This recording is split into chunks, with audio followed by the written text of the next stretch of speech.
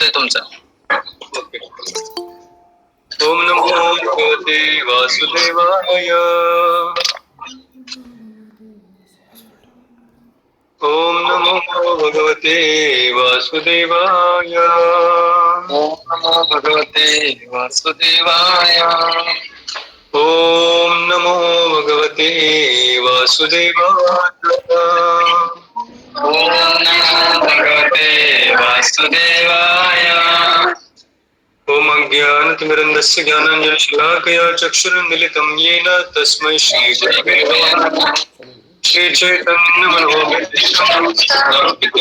येन भूतले स्वयं रूप कदा ददाति सुरान्तिकं नमो ओम विष्णुपादाय कृष्णपृष्ठाय भूतले श्रीमते भक्तिवेदान्त स्वामिनिति नामिने नमस्ते सरस्वती देवे गौरवाणी प्रचारिणे शून्यवादी पश्चात्प्रदेशतारिणे जय श्री कृष्ण चैतन्य प्रभु नित्यानंद श्री अद्वैत गदाधर श्रीवासदि गौरभक्तवृंद हरे कृष्णा कृष्ण कृष्ण हरे हरे हरे राम राम राम हरे हरे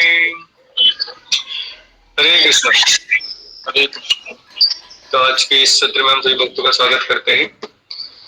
तो 15 दिन पहले हम मिले थे और पिछले कई दिनों से हम ग्रंथ महाभारत से अलग अलग व्यक्तियों के चरित्र के बारे में चर्चा कर रहे हैं। किस तरह इन सब व्यक्तियों के जीवन में अगर हम झांक के देखें तो ऊपरी तौर से इनका जीवन कुछ और दिखाई देता है, लेकिन जब नजदीक से देखें तो कुछ और बहुत सारी चीजें दिखाई देती है और बहुत सारी सीख भी हमें अपने जीवन में इनके जीवन से मिलती है। तो कृष्ण के जीवन चरित्र के बारे में हमने कुछ चर्चा की थी पहले, और कृष्ण के रासलीला के बारे में हमने चर्चा की पहले कुछ सत्रों में। उसके पश्चात हमने कर्ण की कहानी में गौर किया और कैसे कर्ण की इस कहानी में कर्ण का क्या रोल रहा, महाभारत में कर्ण ने क्या वो नायक था या खलनायक था, क्या उसके जीवन से हम सीख सकते हैं, उसके बारे में हमने चर्चा की। अभी आज हम एक नए सत्र में शुरुआत कर रहे हैं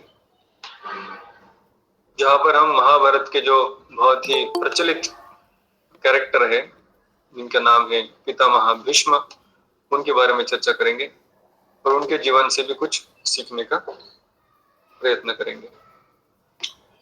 तो महाभारत एक ऐसा ग्रंथ है जहां पर एक नहीं दो नहीं कई सारे चरित्र है और उन चरित्रों से कई सारी सीखें हमें मिलती है। महाभारत में देखा जाए तो पूरा 3 जनरेशन का वहां पर सब वर्णन किया गया है और इन सारी जनरेशन को, उनकी सारी समस्याओं को, उनकी सारी हाल अपेक्षाओं को जो देखे वो एक चरित्र, जैसे हमने बी.आर. चोपड़ा का जो महाभारत आता था टीवी सीरियल वो हम सबने देखा है और उसमें खास करके हमने देखा कि सबसे पहले एक आवाज आती थी कि मैं समय बोल रहा हूँ और समय ये सब चीजों को देख रहा था। तो अगर देखा जाए तो भीष्म पितामह ऐसे व्यक्ति थे जो इस सारे चीजों को बहुत ही गौर से, बहुत ही करीब से अपने जीवन में देख रहे थे। तो अगर महाभारत को हम एक नजर से देखना चाहते हैं, पितामह भीष्म की नजर से हम उसे देख सकते हैं। तो पीपीटी आपको शेयर करता हूँ।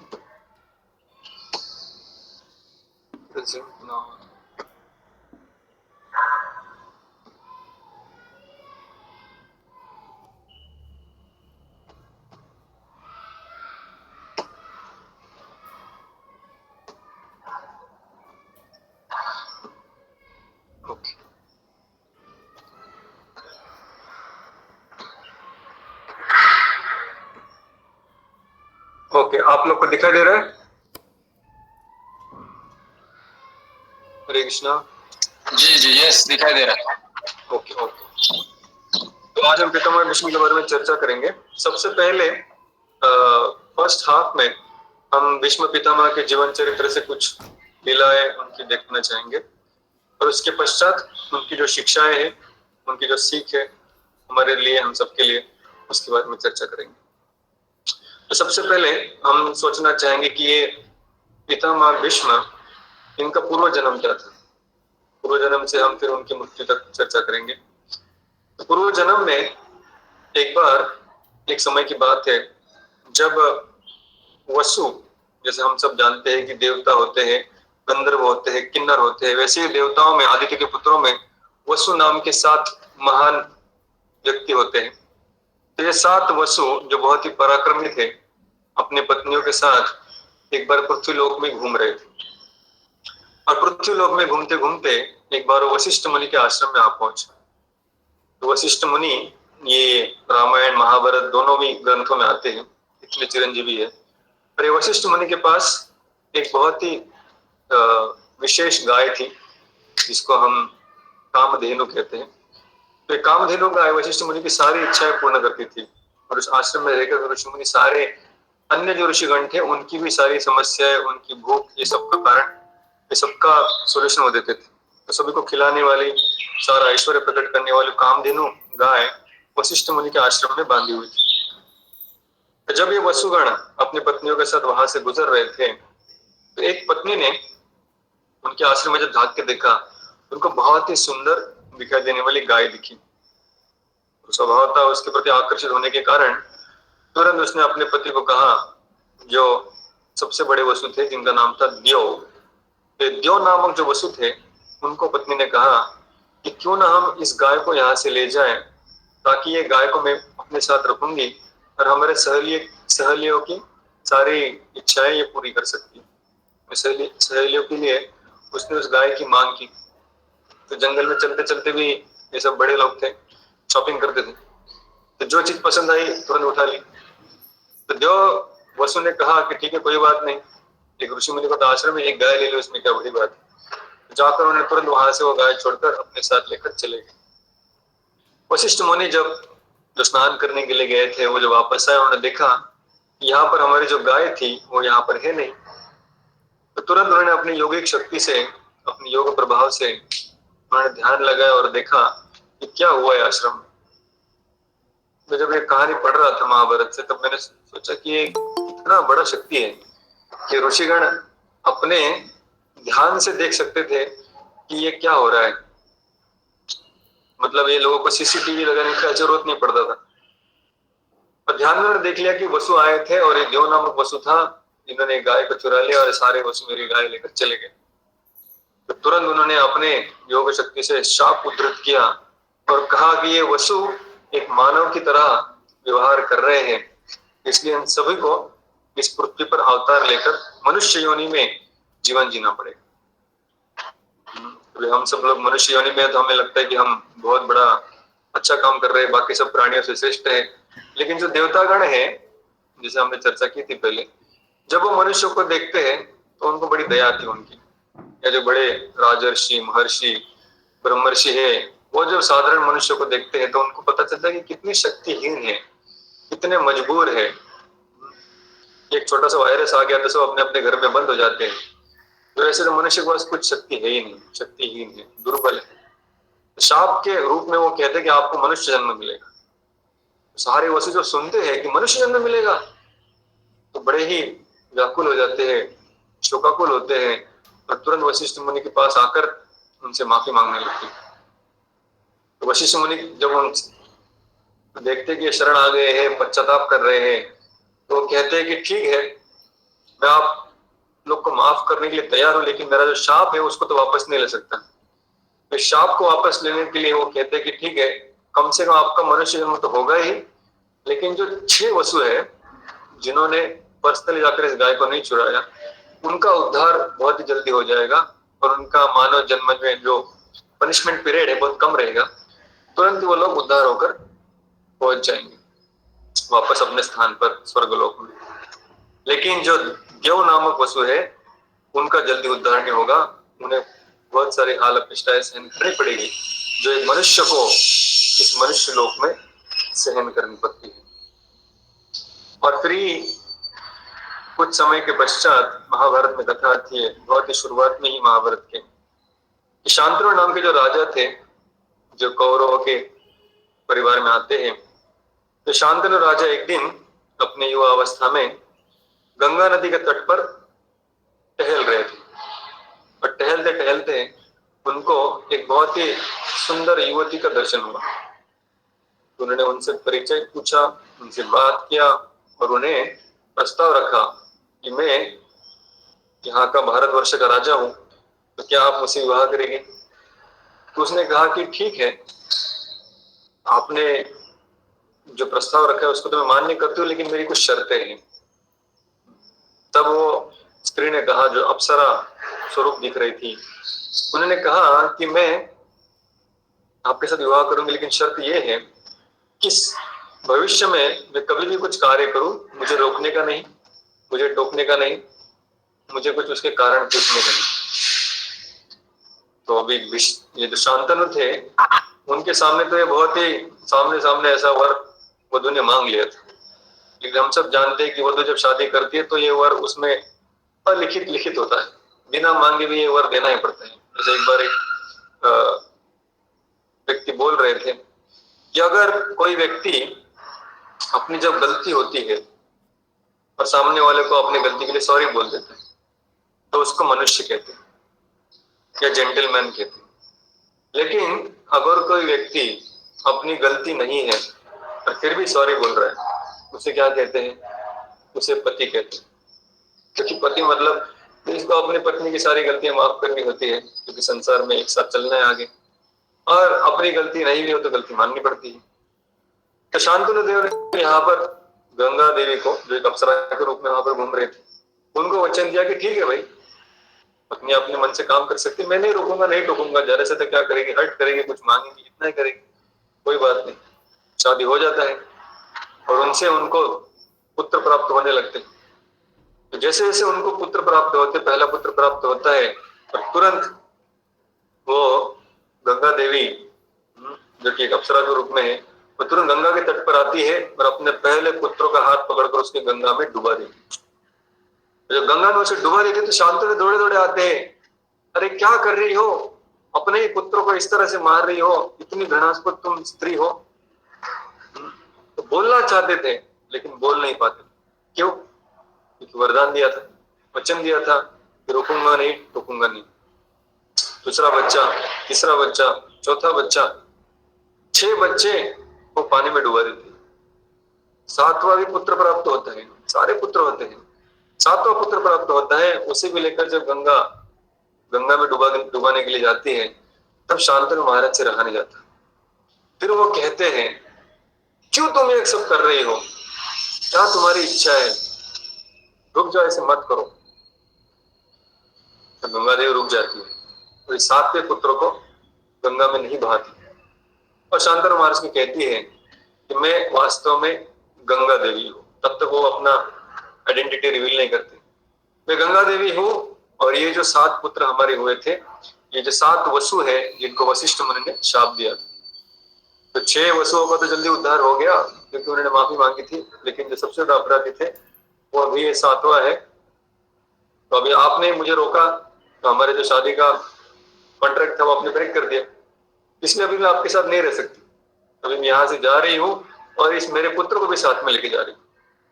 और फिर गंगा देवी इस पुत्र के साथ अपने प्रवाह में प्रवेश करती है। शांतनु महाराज इस सब चीज को सहन नहीं कर पाते और बहुत सहमे से उदास बनकर रहने लगते हैं। कुछ दिन के पश्चात जब वो शिकार करने के लिए फिर जंगल में जाते हैं, तो एक भिल्ल परिवार को मिलते हैं। एक्चुअली निषाद नाम की उस जाति में उस राजा की जो पुत्री थी उसको देखकर आकर्षित हो जाते हैं। और सॉरी, उसके पहले, ये तो बहुत सालों के बाद होता है, उसके पहले एक दिन शांतनु महाराज गंगा देवी की याद में गंगा के तट पर आकर उनकी याद करने लगते हैं। तो अचानक वो देखते हैं कि गंगा का प्रवाह बहुत धीमा हो गया है और गंगा का पानी मानो बह नहीं रहा है, मानो किसी ने गंगा को रोक लिया हो। और पास में जाकर जब देखते हैं तो उन्हें दिखाई देता है एक बहुत ही तेजस्वी युवक अपने बाणों के प्रभाव से एक बांध बना के रखा है और उसकी वजह से गंगा का एक बूंद भी आगे नहीं आ रहा है। तो गंगा को अगर आप देखें तो आज के तारीख में भी गंगा का प्रवाह इस तरह से है कि जैसे हम जब एक बार ऋषिकेश गए थे तो गंगा के तट पर अच्छे खड़े भी रहेंगे तो ऐसे लगता है कि सारी धरती हिल रही, पूरी धरती बह के जा रही है। इतना विशाल उसका पात्र है और इतना उसका वेगवान सरिता है। उस वेग को, उसकी विशालकाय प्रवाह को देखकर कोई भी डर जाए। लेकिन यहाँ पर शांतनु देखते हैं कि इस गंगा का पूरा प्रवाह किसी ने रोक लिया। वो देखते कि इतना तेजस्वी कोई क्षत्रिय है जिसने इस प्रवाह को रोक लिया। तो पूछना ही चाहते कि कौन है युवक है। तब तक गंगा देवी प्रकट होती है, सामने आती शांतनु महाराज के और कहती है, महाराज ये आपका ही पुत्र है जिसका नाम देवव्रत है। यही वही सातवां पुत्र है जिसने बाद में अपने गुरु परशुराम और उनके और एक गुरु जो देवताओं के भी गुरु है उनसे भी उन्होंने शिक्षा ली। तो उनसे शिक्षा प्राप्त, परशुराम तो भगवान के अवतार है, उनसे भी उन्होंने शिक्षा प्राप्त की है। इसलिए बहुत ही कुशल तरबेज क्या कहते हैं उसको, धनुर्धर बन गए। और फिर गंगा नदी उस देवव्रत को शांतनु महाराज के हवाले करती है। शांतनु महाराज इतने खुश हो जाते हैं कि चलो मेरा पुत्र तो मुझे प्राप्त हुआ, और उसका कुशलता देखकर तो और खुश हो जाते हैं। तुरंत जाकर उसे राजकुमार घोषित कर दे। राजकुमार मतलब राजा का वो पुत्र जो उसके पश्चात राजा बनने वाला। तो राजा का पुत्र तो है लेकिन पत्नी नहीं है। तो ये राजा जब एक दिन ऐसे ही शिकार के लिए निकलते हैं तो निषाद परिवार की, निषाद राजा की पुत्री को देखते हैं जिसका नाम होता है सत्यवती। और सत्यवती को देखकर उनसे शादी करने का फैसला करते हैं। और जाकर जब सत्यवती के पिताजी को मिलते हैं और सत्यवती का हाथ मांगते हैं तो सत्यवती के पिता बहुत ही इनसिक्योर अपने आप को महसूस करते हैं। वो सोचते कि इतना बड़ा राजा है, मेरी पुत्री जो एक निषाद या भिल्ल परिवार की है, शायद इसकी कदर होगी या नहीं होगी। तो अपने पिता के स्नेह से वो पूछता है कि क्या गारंटी कि आप इसका ख्याल रखोगे, मुझे वचन दीजिए आप कि इनका जो पुत्र है वही राजा बने। पुत्र अगर राजा बना तो अपने आप ही माता का ख्याल रखेगा, तो इनका पुत्र ही राजा बनेगा, ये मुझे वचन दीजिए। तो शांतनु महाराज कहते ऐसे कैसे हो सकते, गंगा पुत्र देवव्रत ऑलरेडी मेरा राजकुमार है जो आगे भविष्य में राजा बनने वाला है, तो मैं सत्यवती को, पिताजी को ऐसे वचन कैसे दे सकता हूँ। तो शांतनु महाराज वहां से लौटा और बहुत ही व्याकुल होकर अपने कक्ष में बैठे रहते। एक दिन, 2 दिन, महीने चले जाते हैं। तो देवव्रत अपने पिताजी को देखते रहते, मेरे पिताजी नाराज है। कारण पूछते तो पता चलता है कि सत्यवती के पिताजी ने कुछ शर्त मांगी।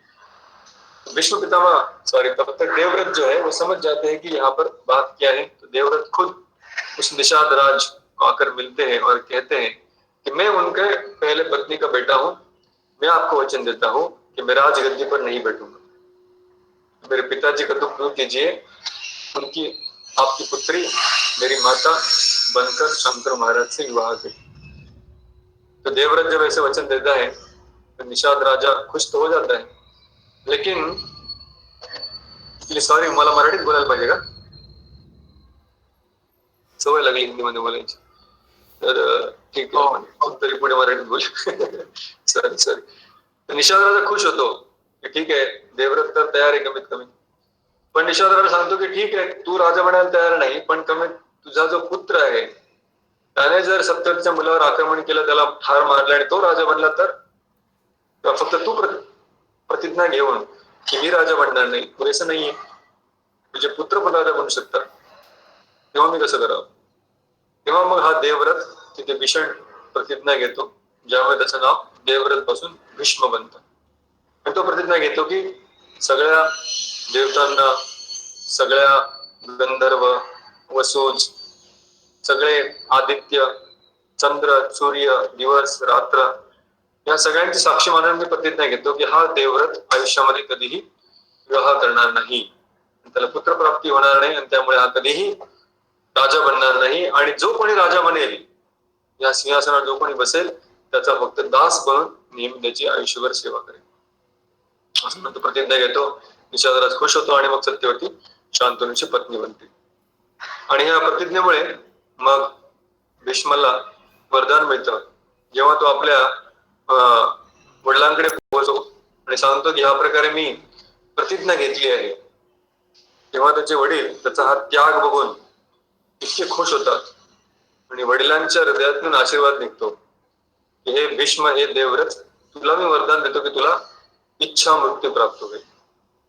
इच्छा मृत्यू मतलब जेव्हा तुझी इच्छा असेल तेव्हाच तू मरशील. जोपर्यंत तुझी इच्छा नाही तोपर्यंत तू मरू शकणार नाही. हा भीष्म जेव्हा कुरुक्षेत्रावर अर्जुनाच्या इतक्या बाणांनीही भेदला जातो तरीही त्याचा मृत्यू होत नाही. का? कारण केलेल्या वडिलांच्या सेवेमुळे. तर जेव्हा आपण भक्ती करत आहोत आपल्या भक्तिमय सेवेमध्ये आपल्याला यशस्वी होण्यासाठी, प्रगती करण्यासाठी आपल्याला सगळ्याच लोकांचे, नातेवाईकांचे, खास करून आई वडिलांचे आशीर्वाद पण महत्वाचे. आपल्या जीवनामध्ये आपण किती आशीर्वाद जमा करतो यावर आपलं भक्तीमधलं यश अवलंबून आहे. जसं आपण मागच्या वेळी कर्णाची गोष्ट बघितली तर कर्णाने आपल्या जीवनामध्ये फक्त शाप जमा केले होते. परशुरामाचा शाप, त्यानंतर ब्राह्मणाचा शाप, अशा प्रकारे त्याने फक्त शापच जमा केले होते आणि या शापांमुळे त्याला शेवटी अपयश स्वीकार करावं लागलं. तर भीष्म पितामह यांनी आपल्या जीवनामध्ये आशीर्वाद जमा केले होते. त्यानंतर शांतनूला सत्यवतीपासून 2 पुत्र प्राप्त होतात, चित्रांगद आणि विचित्रवीर्य. आता हे चित्रांगद आणि विचित्रवीर्य सत्यवतीची मुलं असतात आणि म्हणून राजा बनण्यासाठी पात्र असतात. पण शांतनु जेव्हा अतिशय कमी वयामध्ये त्याचा मृत्यू होतो.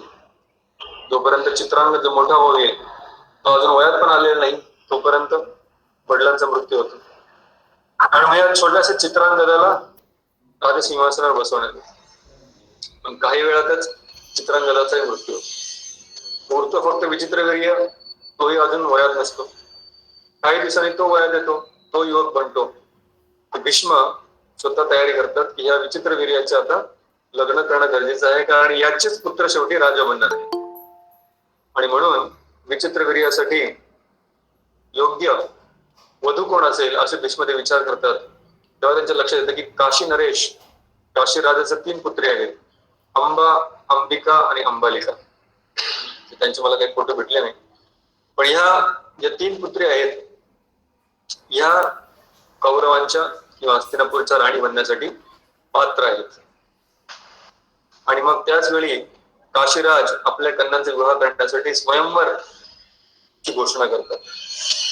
स्वयंवराची घोषणा करतात पण ते विचार करतात की सगळ्या राजांना ते बोलवतात पण हस्तिनापूरचा राजा कोण आहे? विचित्रवीर्य, जो अजून वयात पण नाही, त्याचं काही शौर्य पण नाहीये, त्यापेक्षा अधिक सुरुवात राजे खूप सारे आहेत आणि हा सत्यवतीचा मुलगा आहे जे एक भिल्ल आहे. तर एका भिल्लाच्या मुलाला माझी कन्या कशी देऊ? म्हणून काशीराज हस्तिनापूरच्या राजाला निमंत्रण पाठवत नाही स्वयंवराचं. जेव्हा भारतातल्या सगळ्या राजांना निमंत्रण पाठवलंय आणि ते प्रमुख राजे हस्तिनापूरचे, राजधानीचे जे राजे आहेत, त्यांना जेव्हा निमंत्रण भेटत नाही तेव्हा हा अपमान भीष्म सहन करू शकत नाही. कारण त्याने वचन दिलंय की हस्तिनापूरच्या राजसिंहासनाचे मी नेहमी सेवक म्हणून सेवा करेन. मग भीष्म न बोलवताच आपल्या अस्त्रशस्त्रांसहित काशीला पोहोचतात आणि त्या स्वयंवरामध्ये आपला पराक्रम दाखवतात. तेव्हा जमा झालेले सगळे राजे हसायला लागतात आणि सांगतात की अरे, ज्याने ब्रह्मचार्याची प्रतिज्ञा घेतली आहे तो स्वयंवरामध्ये पराक्रम का दाखवतोय? तर भीष्म सांगतात की मी इथे पराक्रम दाखवायला आलोय माझ्यासाठी नाही, माझ्या राजासाठी, माझ्या राजकुमारासाठी. आणि मग आपला पराक्रम दाखवून सगळ्यांना परास्त करून भीष्म तिथून त्या 3 राजकुमारांचं अपहरण करतात. जेव्हा ते अपहरण करून या 3 राजकुमारी घेऊन जात असतात त्यातली एक राजकुमारी असते, तिचं नाव असतं अंबा. आणि अंबा भीष्मदेवांना सांगते कि हे भीष्म, आप तो बड़े पराक्रमी है किंतु जो दान किसी और व्यक्ति को दिया गया है उस वस्तु को पुनः एक बार हम दान नहीं कर सकते. तो भीष्म पूछते इसका मतलब क्या है? तेव्हा अंबा सांगते की माझं मन ऑलरेडी शल्य राजावर आलेलं आहे आणि मी हृदयाने त्यांना माझा पती म्हणून स्वीकार केला आहे, त्यामुळे मी विचित्रवीर्याची राणी बनू नाही शकत. भीष्म पितामह तिथे सहानुभूती दाखवतात, सेन्सिटिव्हिटी दाखवतात. हे सांगतात की ठीक आहे अंबा, तुला मी इथून जबरदस्ती घेऊन जाणार नाही, तुझी जी इच्छा आहे ती पूर्ण हो. आणि भीष्म तिला सोडून देतात आणि फक्त अंबिका आणि अंबालिकाला घेऊन येतात. त्यांचा विवाह पुढे विचित्रवीर्याशी होतो. त्यानंतर काही दिवसांनंतर, इतिहास खूप मोठा आहे पण जर आपण फास्ट फॉरवर्ड केला, महाभारताचं युद्ध अनाउन्स होतं आणि महाभारताच्या युद्धामध्ये कौरव आणि पांडव यांच्यामध्ये युद्ध होतं. युद्धाच्या सुरुवातीला जेव्हा दोन सेना एकमेकासमोर उभ्या आहेत, युद्ध चालू होण्याआधी भीष्म पितामह आपल्या मनामध्ये विचार करत असतात, या युद्धामध्ये कोण विजयी होईल. एक बाजूला कौरवांचं अथांग सैन्य आहे, पांडवांच्या सैन्याच्या दुपटीचं सैन्य कौरवांकडे होतं आणि त्या सैन्यामध्ये अतिशय प्रखर वीर होते. स्वतः पितामह भीष्म पितामह इतके शूरवीर होते की त्यांचे स्वतःचे गुरु परशुराम हे सुद्धा त्यांना युद्धामध्ये हरवू शकत नव्हते. त्यानंतर भीष्म पितामहांनी एक सुद्धा अशी लढाई नव्हती ज्याच्यामध्ये ते हरले होते. त्यामुळे पांडवांसमोर जर कोणी खूप मोठा अडथळा जर काही असेल महाभारत युद्धामध्ये, तर तो कर्ण नव्हता, तो द्रोण नव्हता, तर ते होते पितामह भीष्म. अडथळा ते दोन कारणांमुळे होते. एक तर ते खूप शूरवीर होते, वृद्ध होते, अनुभवी होते आणि दुसरा ते त्यांचे पितामह होते. पूर्ण आपल्या हृदयानिशी अर्जुन बाणही भीष्मांवर सोडू शकत नव्हते आणि भीष्मांच्या समोर जेव्हा कृष्ण रथ आणून ठेवतात गीतेच्या सुरुवातीला, तर भीष्म पितामह आणि द्रोणाचार्यांना बघूनच तर अर्जुन युद्ध न करण्याचा निर्णय घेतो आणि मग त्याला गीता सांगितली जाते. तेव्हा भीष्म आणि द्रोण, खास करून भीष्म पितामह यांच्यासोबत गुरु आणि पितामह असे दोनही नाते होते अर्जुनाचे. तर या कौरवांच्या सेनामध्ये असे महान पितामह भीष्म होते, आचार्य द्रोण होते, आचार्य कृपाचार्य होते, कर्ण होता, शाल्य, त्यानंतर दुर्योधन स्वतः, त्यांचे सगळे दुःशासन इत्यादी 99 भाऊ, हा सगळा परिवार आणि त्यांची सगळे मित्र आणि त्यांच्या मोठमोठ्या सेना यांसमोर पांडवांचे विजय होणं कठीण होतं. पण पांडवांकडे काय होतं, यत्र धर्मसुतो राजा गदा पाणी वृकोदरा गांडीवम कृष्णस्त्री गांडीवम चापन सुरून कृष्ण ततो विपत. पांडवांची संपत्ती काय होती, पांडवांकडे युधिष्ठिर होते. युधिष्ठिर कोण होते, धर्मराज. यत्र धर्मसुतो राजा, स्वतः यमराजांचे जे पुत्र आहे, धर्माचे जी अभिव्यक्ती आहे ते धर्मराज पांडवांकडे होते. पण भीष्म विचार करत होते, पण या ठिकाणी जर युधिष्ठिराने धर्म दाखवला नाही तर युधिष्ठिर विजय होऊ शकत नाही. आणि त्या क्षणी भीष्मदेव विचार करतात, या क्षणाला युधिष्ठिराकडनं धर्मानुसार काहीतरी करणं अपेक्षित आहे आणि ते जर युधिष्ठिराने नाही केलं यावेळी, तर त्याला धर्म न पालन केल्यामुळे मी भीष्म त्याला शाप देईल, ह्या युद्धामध्ये पराजित होईल.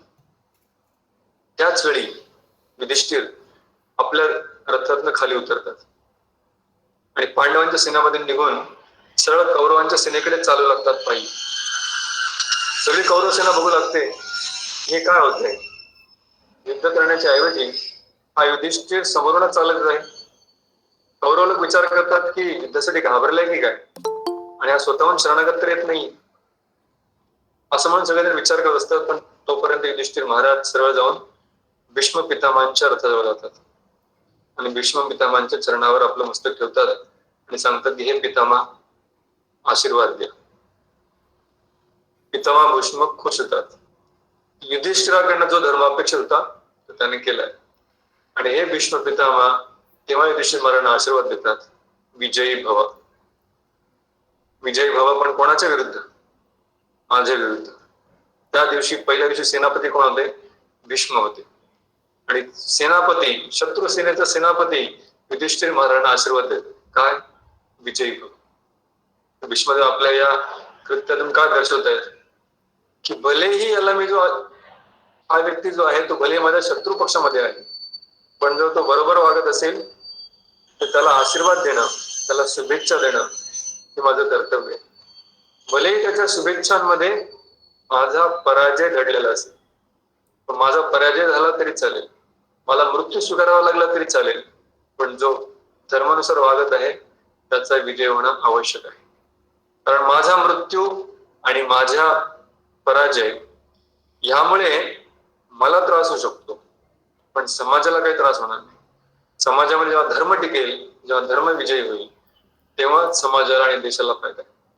त्यामुळे युधिष्ठिर धर्मसूचक आहे, धर्माचं पालन करणार आहे, धर्मसूत आहेस, तर तुझा विजय होणं नक्की आहे. भीष्मदेवांच्या आशीर्वादामुळे शेवटी पांडवांचा विजय होतो. युद्ध आरंभ होतं. युद्धाच्या पहिल्या दिवशीच दुर्योधन भीष्मदेवांकडे जातात, गीतेमध्ये वर्णन आहे, आणि सांगतात की हे भीष्म पितामह, कृपया तुम्ही आपल्या पूर्ण शक्तीनिशी लढा. हे काही हस्तिनापूरचा राजवाडा नाही की जिथे तुम्ही पांडवांना बघून तुमच्या डोळ्यामध्ये अश्रू येतील, पांडवांना बघून तुमच्या डोळ्यामध्ये स्नेह निर्माण होईल. त्या पांडवांप्रती प्रेम दाखवण्याची ही जागा नाही. इथे पांडव, अर्जुन इत्यादी हे सगळे आपले शत्रू म्हणून उभे आहात. तेव्हा तुम्ही आमचे सेनापती आहात, पूर्ण शक्तीनिशी आणि पूर्ण हृदयानिशी लढा. आणि असं म्हणून तो भीष्मांना उत्तेजित करण्याचा प्रयत्न करतो. आणि भीष्म मग आपला शंख वाजवतात आणि युद्धाची घोषणा करतात की माझ्या पूर्ण शक्तीनिशी मी या युद्धामध्ये उभा आहे. तर महाभारत हा असा ग्रंथ आहे ज्याच्यामध्ये इतके जनरली कोणताही स्क्रिप्ट रायटर किंवा कोणताही लेखक, कोणताही कादंबरीकार एखादी कादंबरी लिहितो, त्याच्यामध्ये एकदम क्लिअर असतं की हिरो पण आहे आणि विलन पण आहे, नायक कोण आहे आणि खलनायक कोण आहे. पण महाभारत हे अशा प्रकारे लिहिलं गेलं आहे की ज्याच्यामध्ये नायक तर अर्जुन, पांडव आणि कृष्ण आहेत हे तेवढंच नक्की आहे, पण त्यासोबत तिथे खूप सारे वेगवेगळ्या प्रकारचे पण नायक आहेत जे वरकणी दिसताना खलनायकाच्या भूमिकेमध्ये दिसत आहेत. भीष्मदेव शंख वाजवत आहेत, युद्धाची घोषणा करतायत, पण कोणासाठी? कौरवांसाठी, दुर्योधनासाठी. आणि या दुर्योधनाला खुश करण्यासाठी भीष्मदेव लढत आहेत. कोणाच्या विरुद्ध? भगवान श्रीकृष्णांच्या विरुद्ध, वैष्णवांच्या विरुद्ध, धर्माच्या विरुद्ध, धर्मसूती युधिष्ठिराच्या विरुद्ध. मग याला हिरो म्हणावं, याला नायक म्हणावं की खलनायक म्हणावं? हा द्वंद्व आहे, हा कॉन्फ्लिक्ट आहे. युद्धाचा तिसरा दिवस उजाडतो. दुर्योधनाला समजत नाही की आजपर्यंत 2 दिवस युद्ध झालं, या युद्धामध्ये एकही पांडवाला थोडेही खर्चट पण आलेले नाही. पितामह भीष्माचे कधी हारले नाही, त्यांनी अजून एकही पांडवांचा वध केलेला नाही. तर दुर्योधन दुसऱ्या दिवशीच्या रात्रीच भीष्मदेवांकडे जातो आणि सांगतो, काय चाललंय भीष्म पितामही, आणि तुम्ही एकही पांडवांचा अजून वध केलेला नाही. मी तुम्हाला जे पहिल्या दिवशी सांगितलं होतं ते तुम्ही कदाचित विसरलात, आणि तुम्ही पूर्ण आपल्या शक्तीनिशी लढत नाही आहात. आपली शक्ती पूर्ण एकटवा, तुम्ही सेनापती आहात आणि आमचा विजय तुमच्यावर अवलंबून आहे. आणि जेव्हा भीष्मांच्या पराक्रमाला चेतावणी देतो दुर्योधन, तर भीष्मदेव सांगतात आणि 5 बाण प्रकट करतात. दुर्योधनाला सांगतात हे 5 बाण हे दिव्य बाण आहेत, आणि या 5 बाणांनी मी उद्या 5 पांडवांचा वध करेल. तर दुर्योधन निश्चिंत हो, झोपी जा. पण दुर्योधनाला भीष्मांवर विश्वास नसतो. तो सांगतो की एक काम करा, ते 5 बाण माझ्याकडे, मी त्यांना सांभाळून ठेवेल, कारण उद्या तुम्ही जेव्हा 5 बाण चालवाल तो विजय खूप दूर आहे, तोपर्यंत काही होऊ शकतं, तेव्हा हे 5 बाण माझ्याकडे द्या. आणि ते 5 बाण घेऊन दुर्योधन आपल्या छावणीत जातो. कृष्णाला हे समजतं, कारण कृष्ण परमात्मा आहेत, सर्वांच्या हृदयामध्ये राहतात. त्यावेळी या इन्सिडेंट मध्ये कृष्ण अर्जुनाला सांगतात की जाऊन ते बाण भिक्षा मागून माग. आणि मग अर्जुन जातो आणि ते बाण त्यांच्याकडून मागतो. तर अर्जुन कृष्णाला सांगतो की अरे मी दुर्योधनाकडनं का भिक्षा मागावी, विजय आपण स्वतः मिळवू. कृष्ण सांगतात की तू काय त्याच्याकडनं काही उपकार घेत नाही. कृष्ण त्याला आठवण करून देतात की जेव्हा तुम्ही वनवासात राहत होतात तेव्हा एक वेळ दुर्योधन आणि त्यांचे भाऊ सगळे तुम्हाला चिडवण्यासाठी जंगलामध्ये आपलं सगळं ऐश्वर, राजे रजवाडे, मंत्री, घोडदळ, पायदळ, हत्ती सगळे घेऊन जंगलामध्ये प्रवेश करतात, जेणेकरून तुम्हाला थोडा राग यावा त्यांचं ऐश्वर बघून. रस्त्यामध्ये ते एका ठिकाणी थांबतात आणि तलावांमध्ये आंघोळ करत बागडायला लागतात. पण त्याच वेळी त्याच ठिकाणी त्या जंगलामध्ये गंधर्व लोक फिरत असतात. आणि हे गंधर्व जेव्हा दुर्योधनाचा हा सगळा आवाज बघून विचलित होतात, तेव्हा ते गंधर्व या सगळ्या कौरवांना पकडून घेतात आणि दुर्योधनाला बंदी बनवतात, बांधून ठेवतात. आणि तेव्हा ही बातमी जेव्हा जंगलामध्ये राहणाऱ्या पांडवांना समजते, तेव्हा हे पांडव युधिष्ठिर महाराज भीम आणि अर्जुनाला सांगतात की जा आणि दुर्योधनाला सोडव. अर्जुन आणि भीम सांगतात की बरा अडकला जाऊ दे ना, आपला शत्रूच आहे, कशाला त्याला मदत करायची.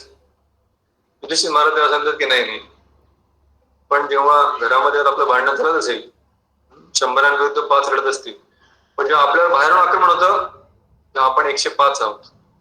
किंवा यांना वाचवणं गंधर्वांपासून आपली कर्तव्य आहे. आणि तेव्हा मग अर्जुन जातो आणि दुर्योधनाला सोडवतो गंधर्वांचे युद्ध करून. तेव्हा दुर्योधन इतका लज्जित होतो आणि विचार करतो की अर्जुनाकडनं हे उपकार कसे घ्यावेत. त्यामुळे ते उपकाराची परतफेड लगेच करून द्यावी म्हणून दुर्योधन सांगते, अर्जुन माग, तुला काय पाहिजे. अर्जुन सांगतो, मला तुझ्याकडनं काय नाही पाहिजे, जेव्हा गरज असेल तेव्हा मागेल काहीतरी. त्या वचनाची आठवण आता कृष्ण अर्जुनाला करून देतात. सांगतात की जा आणि तू दुर्योधनाकडनं ते 5 बाण मागून घे जे भीष्मदेवाने त्याला दिले. आणि अर्जुन मग जातो, दुर्योधन त्याचं स्वागत करतो. त्याला छोटे अर्जुनाला थोडी काय माहित असणार. अर्जुन सांगतो की तू मला वचन दिलं होतं आधी, ते दान मी आता मागायला आलोय. आणि मग तेव्हा अर्जुन ते 5 बाण मागतो. दुर्योधन चकित होते, याला कसं माहिती. दुसऱ्या दिवशी भीष्मदेव पूर्ण आपलं चिलखत वगैरे घालून युद्धासाठी रेडी होतात आणि दुर्योधनाकडे हात पसरताना सांगतात की दे ते 5 बाण जे तुला मी काल दिले होते. दुर्योधन काय करतो, सॉरी प्रभूजी, अर्जुन प्रभूजी आले होते, त्यांचे सगळे बाण घेऊन गेले. तेव्हा भीष्म पितामह श्रीकृष्णाची आठवण करतात आणि विचार करतात की जोपर्यंत पूर्ण पुरुषोत्तम भगवान, सर्व हृदयांचे परमात्मा कृष्ण जोपर्यंत पांडवांकडून लढतायत तोपर्यंत आपला विजय होणं शक्य नाही. पण तरीही दिलेल्या वचनानुसार ते दुर्योधनाच्या आनंदासाठी पुन्हा आपली शक्ती एकवतात आणि पांडवांच्या विरुद्ध लढण्यासाठी आरंभ करतात. आता तेव्हा भीष्म जेव्हा या प्रकारे लढत असतात, कोणी विचार करेल असा कसा हा व्यक्ती आहे, हा आपल्या स्वतःला भक्त समजतो, कृष्णांचं गुणगानही करतो, अर्जुन आणि वैष्णव यांच्याशी प्रेमही करतो, पण त्यांच्या विरुद्ध लढत आहे. हा भीष्म पितामहांच्या जीवनामधला द्वंद्व आहे.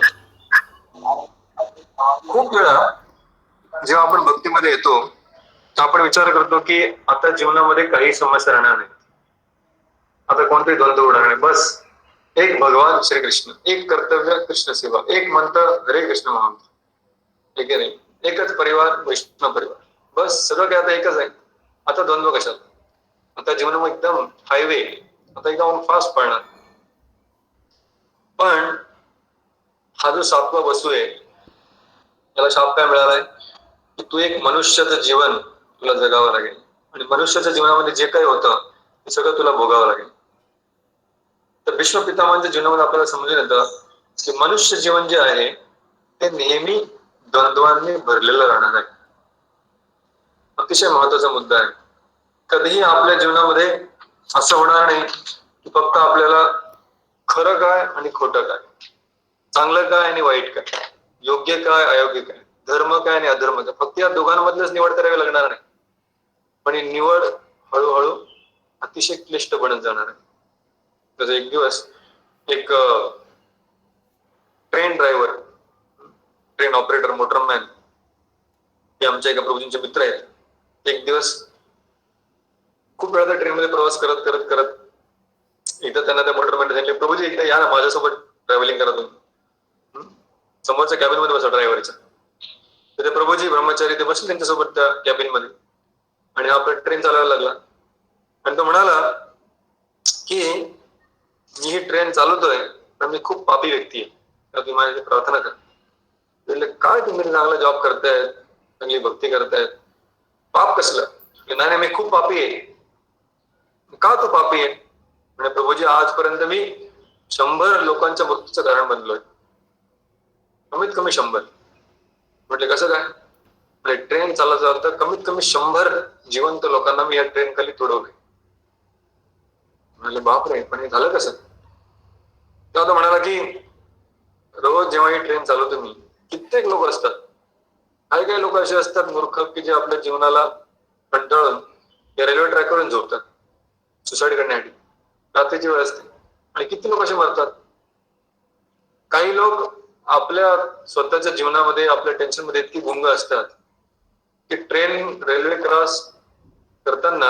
क्रॉस करताना ते इतके आपल्याच दुनियेमध्ये असं की ते इकडे तिकडे बघायला विसरतात आणि नकळत त्यांचाही मृत्यू होतो. तिसरी एक कॅटेगरी आहे की ज्याच्यामध्ये असे लोक आहेत जे पैंज लावतात. ऍडव्हेंचर लव्हिंग काही लोक असतात, गॅम्बलिंग. रेल्वे ट्रॅकवर झोपायचं मध्यभागी, तिथून जर तो उठला नाही ट्रेन जाईपर्यंत, एक ट्रेन त्याच्यावर गेली पाहिजे. रेल्वे ट्रॅकच्या मधोमध झोपला तर कदाचित तो वाचू शकतो, पण जर भयापोटी हल्ला, थोडाही त्याने इकडे तिकडे करवट बदलली तर त्याची चटणी होणार, त्याचा मृत्यू निश्चित आहे.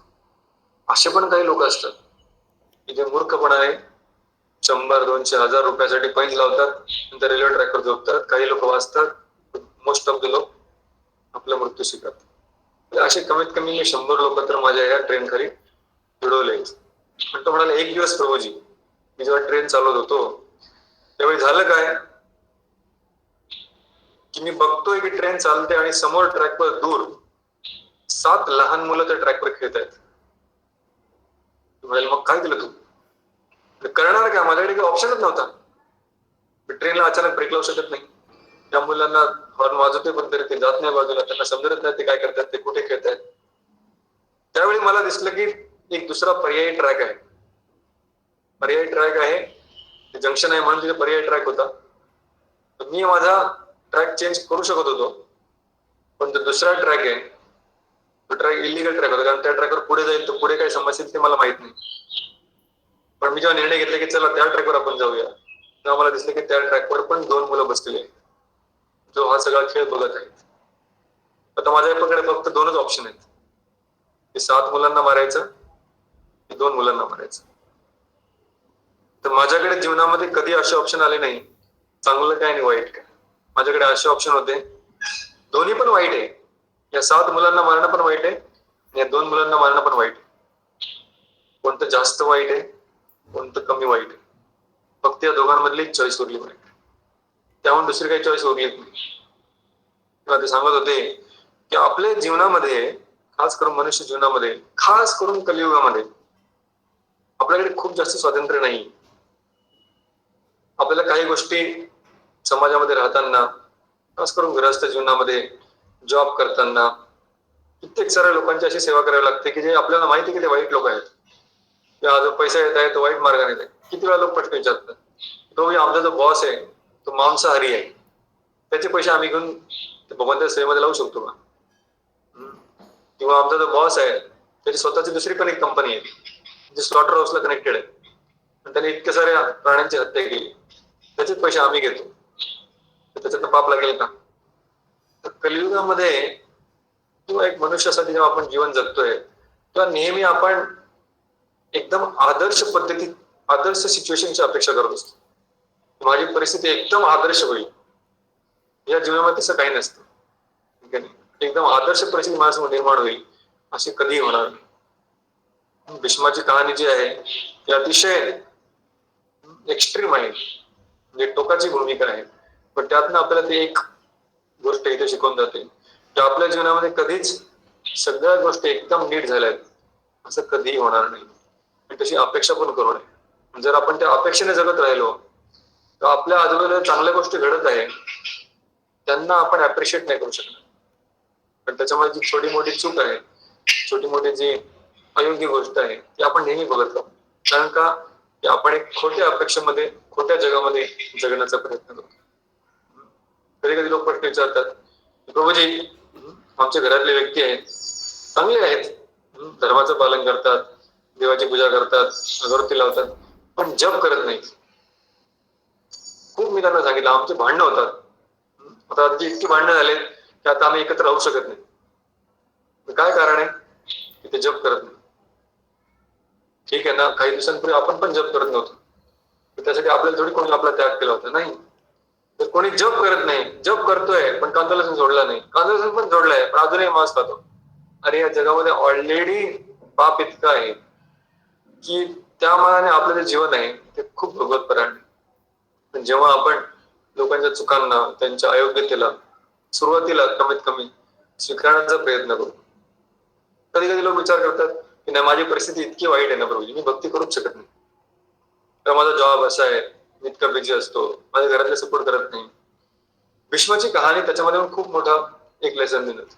भीष्माची जर आपण बाह्य परिस्थिती बघितली अतिशय प्रतिकूल होती. हा जो फोटो आपल्या समोर आहे याच्यामध्ये आपण काय बघतोय, कोणी सांगू शकेल याच्या चित्रामध्ये काय काय तुम्हाला दिसतंय? तुम्ही स्वतःला अनम्यूट करा आणि बोला म्हणजे मला समजा की तुम्ही आहे अजून, कारण मी एकदा स्क्रीन शेअर केली तुम्हाला कोणी दिसत नाही इकडे. त्या चित्रामध्ये तुम्हाला काय काय दिसतंय?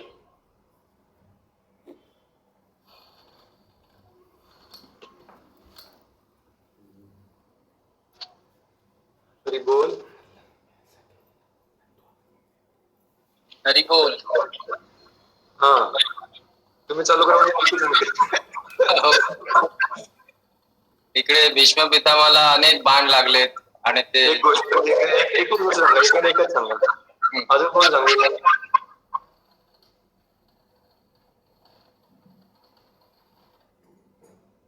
फक्त बाणच दिसतंय, अजून पण काहीतरी दिसतंय? भगवंत आहेत जवळ. जवळ भगवंत बसलेले आहे. बोला. हा त्यांच्या डोक्याला उशीची आवश्यकता आहे, म्हणजे त्यांना फार अवघड आहे त्यांचं खरं डोकं. तर त्यांना असं अवघड असं धरावं लागतंय, असं उचलून धरावं लागतंय. देव थोडस उचलून पण धरलंय मागे एकाने.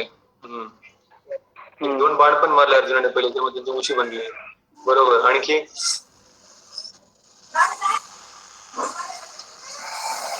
फक्त भीष्म पितामह आणि कृष्णच तिथे आहे, अजून कोण आहे?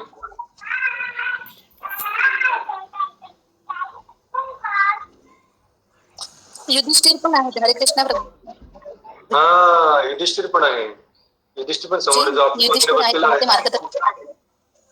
हा युधिष्ठिरला मार्गदर्शन देतात भीष्म पितामह. बरोबर. त्यांच्या हातामध्ये त्यांचा मुकुट आहे. आणखी कोण दिसतोय?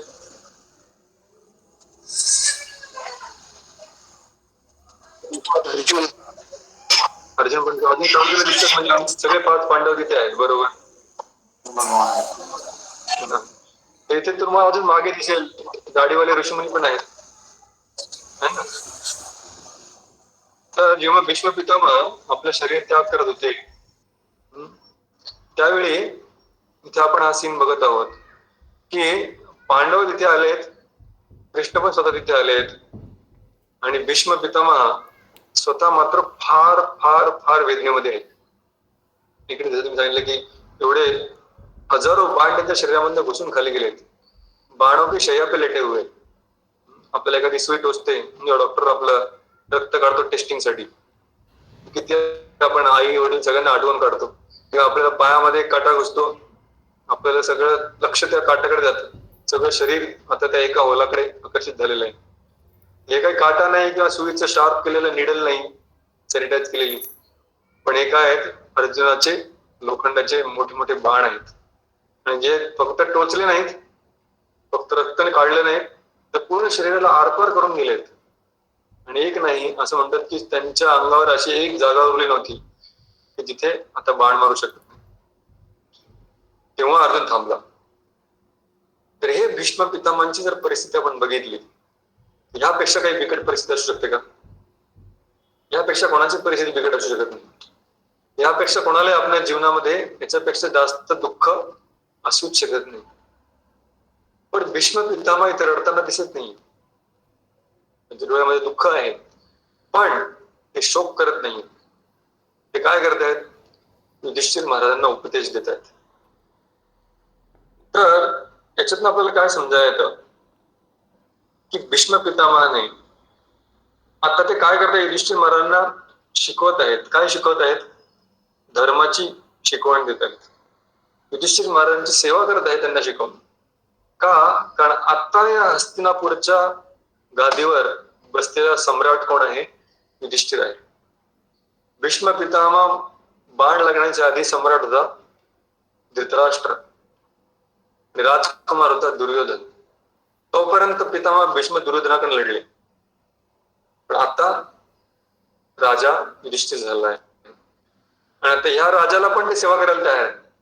म्हणजे त्यांनी जे आपल्या जीवनामध्ये ठरवलं होतं की हस्तिनापूरची सेवा करेन, आपलं कर्तव्य करण्यासाठी आपल्या जीवनाच्या शेवटच्या क्षणापर्यंत चुकले नाही. भले त्यांच्या पर्सनल लाईफ मध्ये खूप त्यांना त्याचा त्रास झाला, पण तरी आपलं धर्मपरायणता त्यांनी कधी सोडली नाही. स्वतःला त्रास जरी झाला तरी धर्माची बाजू न सोडणे ही आपण भीष्मदेवांकडून शिकू शकतो. दुसरी गोष्ट, भीष्म पितामह मग त्या तिसऱ्या दिवशी जेव्हा युद्ध करतात, अतिशय भीषण युद्ध करतात आणि असं युद्ध खेळतात की असं युद्ध कधीही कोणत्याही लोकांनी बघितलं. असं म्हणतात जेव्हा भीष्म पितामह लढू लागतात तेव्हा त्यांची ती शक्ती बघून कृष्ण अर्जुनाला सांगतात की अर्जुना, आता तुला आपला रथ भीष्म पितामहाने नेला पाहिजे आणि आता तूच त्यांना थांबवू शकतोस. आणि मग अर्जुन आपल्या सगळ्या शक्तीनिशी कृष्णांना सारथी ठेवून भीष्म पितामहांच्या समोर येतो आणि त्यांच्याशी युद्ध खेळायला लागतो. जेव्हा अर्जुन आणि भीष्मामध्ये युद्ध चालू होतं तेव्हा आकाशामध्ये देवता पण एकत्र होतात की हा वसू आणि या पृथ्वीवरचा सर्वात मोठा धनुर्धर अर्जुन यांच्यामध्ये ही मॅच चालली. याच्यापेक्षा मोठी खेळी होऊ शकत नाही. आणि स्वतः पूर्ण पुरुषोत्तम भगवान सारथी म्हणून बसलेले आहेत. तर हा प्रसंग बघण्यासाठी, हा युद्धाचा प्रसंग बघण्यासाठी सगळे देवता, सगळ्या वेगवेगळ्या लोकातले ऋषीमुनी हे सगळे आकाशात जमा होतात आणि हे सगळे युद्ध बघत असतात. आणि या युद्धामध्ये अर्जुन आपली सगळी शक्ती लावतो, पण काही झाले तरी पितामह भीष्मांच्या मध्ये शक्ती टिकत नाही. भगवंत बघतात की अर्जुनाला घाम आलाय. तर अर्जुन आतापर्यंत जितकी पण युद्ध खेळला, पण त्याने जेव्हा जयद्रथाला मारलं, जेव्हा विराटाचं युद्ध केलं, त्या महाभारतामध्ये अनेक मोठमोठ्या सैनिकांना त्याने हरवलं आणि महाभारता आधीही त्याने आपलं कौशल्य जेव्हा जेव्हा प्रकट केलं, इंद्राशी लढला, शिवजींशी लढला, पण कधीही अर्जुनाला घाम आला नव्हता. जेव्हा भीष्मांशी लढत होता तर अर्जुनाच्या माथ्यावर स्वेदबिंदू प्रकट होऊ लागले. पण जेव्हा अर्जुनाचा घाम कृष्णाने बघितला तर कृष्णाला समजलं की आता मला काहीतरी हस्तक्षेप करणं गरजेचं आहे. पण भगवान श्री कृष्णांनी कुरुक्षेत्राच्या युद्धभूमीवर युद्ध चालू होण्याआधी प्रतिज्ञा घेतली होती की मी ह्या युद्धामध्ये भाग घेणार नाही, कोणत्याही प्रकारे अस्त्र किंवा शस्त्र उचलणार नाही. आपण जी चर्चा करत होतो की पितामह भीष्म जेव्हा सकाळी दुर्योधनाकडे बाण मागतात, ह्याच दिवशीच्या सकाळी तर दुर्योधन सांगतो की बाण गेले. पण भीष्म तेव्हा प्रतिज्ञा घेतात आणि दुर्योधनाला सांत्वना देतात की आज माझ्या जीवनामध्ये जो क्षण मला हवा आहे त्याच्यासाठी मी आज लढत आहे. आणि भीष्मदेव प्रतिज्ञा करतात की आज हा भीष्म त्याच्या शक्तीनिशी लढेल, एक तर अर्जुनाचा वध करेल, नाहीतर श्रीकृष्णांना त्यांची प्रतिज्ञा तोडण्यासाठी भाग पडेल. तर पितामह भीष्म अशी प्रतिज्ञा का घेतात? अर्जुनाला मारण्याची, जो कृष्णांचा परम भक्त आहे, आणि दुसरं भगवंताची प्रतिज्ञा तोडण्याची. अशी प्रतिज्ञा का घेतात ते हे जेव्हा युद्धाचा अंत होतो तेव्हा समजायला. तो अर्जुनाच्या चेहऱ्यावरचे स्वेदबिंदू बघून कृष्ण विचार करतात ह्या भीष्मांसमोर अर्जुन टिकू शकत नाही, अर्जुनाचा वध अनिवार्य आहे भीष्मांच्या हातून, आणि भीष्मांच्या समोर अर्जुन काही करू शकत नाही. आणि मग तेव्हा कृष्ण रथाबंद खाली उतरतात आणि एका मोडकळी चाललेल्या रथाचे चाक उचलतात आणि आपल्या हातामध्ये चाक घेऊन भीष्मांकडे धावू लागतात. रथाचे चाक उचलून तर भगवान श्रीकृष्ण थोडं चक्रपाणी आहे. त्यांचं नाव चक्रपाणी का आहे? साऊथ मध्ये खूप मोठं मंदिर आहे कृष्णाचं, चक्रपाणी म्हणून, कुंभकोणामध्ये. भगवानाचं नाव चक्रपाणी का आहे? सुदर्शन चक्र त्यांच्या हातामध्ये असतं म्हणून. पण हे सुदर्शन चक्राचे प्रवर्तक, सुदर्शन चक्राला धारण करणारे चक्रपाणी यावेळी सुदर्शन चक्राला बोलवत नाही, एवढा त्यांना वेळ असतो. आपल्या भक्त अर्जुनला वाचवण्यासाठी आणि आपला भक्त, परम भक्त भीष्माची प्रतिज्ञा पूर्ण करण्यासाठी रथाचे चाक उचलून चालू लागतात. त्या भगवंताचं अजून एक नाव होतं. पहिले त्यांचं नाव असं चक्रपाणी, पण त्यांचं आता नाव होतं रथांग पाणी. रथांग पाणी म्हणजे ज्यांनी रथाचा एक अंग, रथाचा एक भाग आपल्या हातामध्ये उचलून घेतला. जेव्हा कृष्ण अशा प्रकारे आपल्या हातामध्ये रथात चाक उचलतात आणि भीष्मांकडे धावू लागतात, तर अर्जुनाला भीती वाटते की अरे माझ्यामुळे भगवंतांचं जी प्रतिज्ञा आहे ती तुटते आहे. तेव्हा अर्जुन रथामधनं खाली उडी मारतो आणि श्रीकृष्णांना कमरेला पकडून त्यांचा पाय पकडून त्यांना खेचण्याचा प्रयत्न करतो. हे कृष्ण तुम्ही असं करू नका, तुमची प्रतिज्ञा माझ्याकडे तोडू नका. पण कृष्ण म्हणतात की नाही, मी थांबणार नाही आज. आणि जसं एखाद्या हत्तीवर एखाद्या सिंहाने झडप घ्यावी तसे कृष्ण भीष्माकडे पळू लागतात, धावू लागतात. आणि अर्जुन जो त्यांच्या कमरेला लटकलेला आहे तर त्यांच्यासोबत फरफटत कृष्ण आपल्यासोबत घेऊन जाऊ लागतात. अर्जुन जेव्हा बघतो की माझ्या शक्तीने मी कृष्णाला थांबवू शकत नाही, तेव्हा अर्जुन आपल्या उजव्या पायाने भिंतीमध्ये जोरदार खड्डा करतात, भेद करतात आणि त्या खड्ड्यामध्ये आपल्या स्वतःला अडकवतात आणि कृष्णांनाही अडकवतात. हे त्याच वेळी सूर्यास्त होतो आणि युद्धाची वेळ संपते. पण जेव्हा कृष्ण हा रथाचा चाक घेऊन भीष्मांकडे जात आहे, या चित्रामध्ये आपण बघतोय कृष्ण पूर्ण आक्रमक भावामध्ये आहेत, पण भीष्म आक्रमक भावामध्ये नाही. का? भीष्म पितामह आपले सगळे अस्त्रशस्त्र खाली टाकतात आणि भगवंतांना त्या रूपामध्ये बघून खुश होतात, प्रसन्न होतात आणि सांगतात की हीच तर माझी इच्छा होती. याच रूपामध्ये तुम्हाला बघण्यासाठी मी लालायित होतो. माझं पूर्ण आयुष्य यशस्वी झालं, तुमचे रूप मला बघायला मिळालं.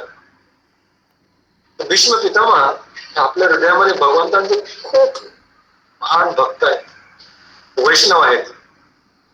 पण जसं मी म्हणालो, पण प्रत्येक वेळी परिस्थिती आपल्या नियंत्रणामध्ये नसते जेव्हा आपण जगामध्ये जगतो.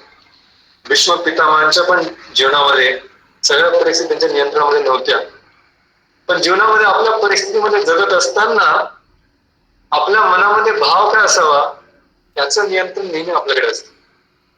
तर भीष्म पितामह वरकरणी आपल्या तथाकथित नैतिक धर्ममूल्यांना अनुसरून हस्तिनापूरच्या सिंहासनाची सेवा करत होते, राक्षसांच्या बाजूने युद्ध करत होते, वैष्णवांच्या विरुद्ध, भगवंतांच्या विरुद्ध युद्ध करत होते.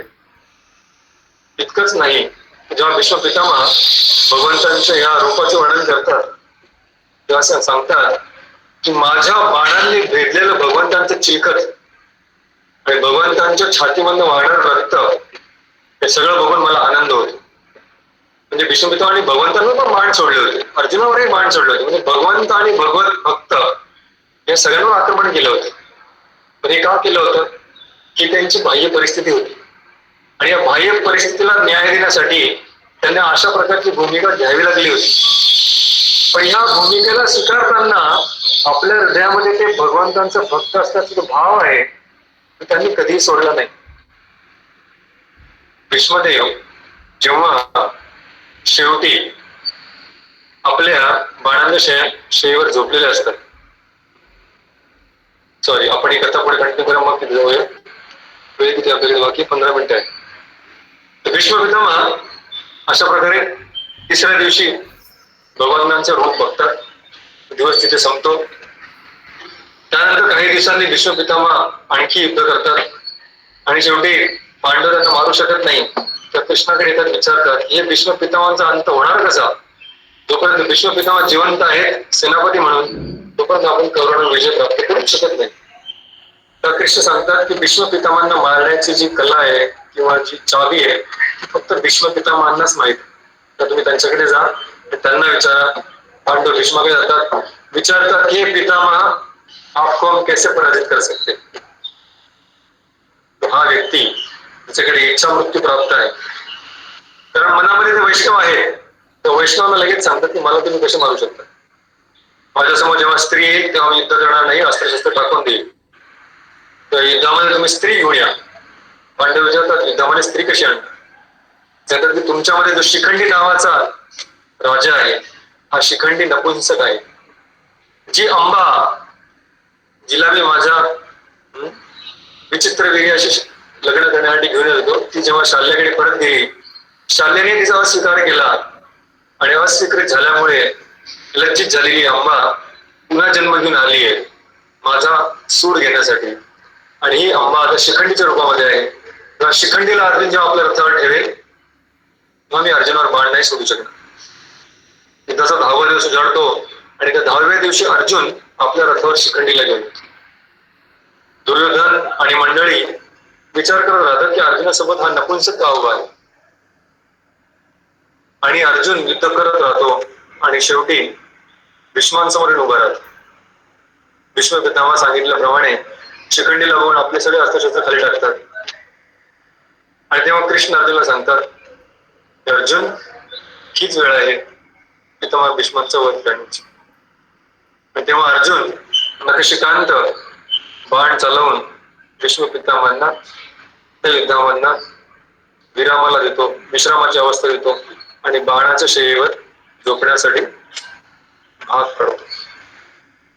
महाभारत युद्ध पूर्ण संपतं आणि युद्धाच्या शेवटी युधिष्ठिर महाराज अतिशय व्याकुळ होतात आणि कृष्णाकडे जातात आणि विचारतात की इतकी मोठी ही हत्या झाली, या सगळ्यासाठी कारणीभूत मी आहे, कारण मला राजा बनायचं होतं. कृष्ण त्यांना समजण्याचा खूप प्रयत्न करतात की अरे बाबा, हे धर्माचं युद्ध होतं, हे काही तुझ्यासाठी युद्ध नाही खेळलं, तू धर्माच्या बाजूने आहे म्हणून तुला राजा बनवलं.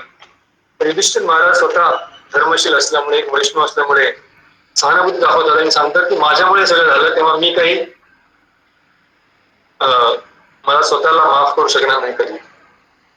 कृष्ण विचार करतात जर राजा जेवढा शोकामध्ये असेल तर राज्य कसं करू शकेल. मी यांची सांत्वना करू शकत नाही. व्यासदेवांना बोलवतात, व्यासदेव पण त्यांची सांत्वना करू शकत नाही. त्यांनी सगळा इतिहास बघितलाय, तेच महाभारत लिहितात. व्यासदेव सुद्धा युधिष्ठिर महाराजांना सांत्वना देऊ शकत नाही. तेव्हा कृष्ण सांगतात की जिथे भगवंत काही करू शकत नाही तिथे त्यांचे वैष्णव भक्त भगवंतांपेक्षा श्रेष्ठ कसे आहे हे दाखवून देण्याची वेळ येते.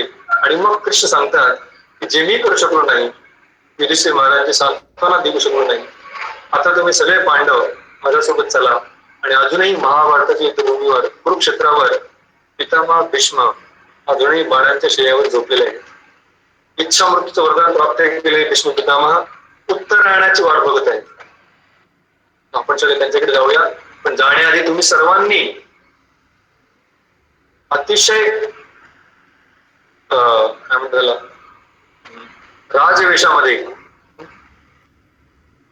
थट्टा मट्टा काय म्हणतात त्याला, अतिशय ऐश्वर्यशाली असा पोशाख घालून, राजमुकुट घालून तुम्ही भीष्म पितामहांसमोर जायचं. युधिष्ठिर विचार करतात की अरे, राजा बनण्यासाठीच मला पश्चाताप होतोय आणि ज्यांना मारून मी राजा बनलो त्यांच्यासमोर राजा बनून जाऊ. त्यांचा मृत्यू आहे आता, दुसरा कोणाचा मृत्यू झाला तर त्याच्या नातेवाईकांना भेटण्यासाठी आपण साधे कपडे घालून जातो, जास्त उत्सवाच्या मुळे जात नाही. पण इथे तुम्ही मला सांगतात की जो व्यक्ती मरणार आहे आता त्याच्यासमोर मी राजवेश घालून जाऊ. कृष्ण सांगतात की मी जेवढं सांगतो तेवढं तुम्ही करा. आणि मग पांडव जे कृष्णाची आज्ञाधारी आहेत ते आपला सगळा राजवेश परिधान करून भीष्मांसमोर येतात. भीष्म पितामह जेव्हा पांडवांना बघतात आणि कृष्णांना बघतात तेव्हा जे शब्द आणि जो वार्तालाप तिथे होतो तो वार्तालाप श्रीमद भागवताच्या पहिल्या स्कंदामध्ये टिपून ठेवलाय शुद्ध गोस्वामी. भीष्म पितामह कोण आहेत, त्यांची खरी ओळख काय आहे. ते एक फक्त चांगले योद्धा होते, परशुरामाचे श्रेष्ठ शिष्य होते, कृष्णांचे खूप भक्तांमधले एक भक्त होते, फक्त पांडवांचे स्नेही होते, हस्तिनापूरचे चांगले सेवक होते, एक धर्मशील पुत्र होते, या पलीकडे काही होते. जो संवाद या चित्रामध्ये आपण बघतोय, जो संवाद तिथे होतो, जे शब्द भीष्मदेव तेव्हा बोलतात त्या शब्दांमध्ये भीष्मदेवाची खरी ओळख, त्यांचं खरे हृदय काय आहे ते बोलून दाखवतात.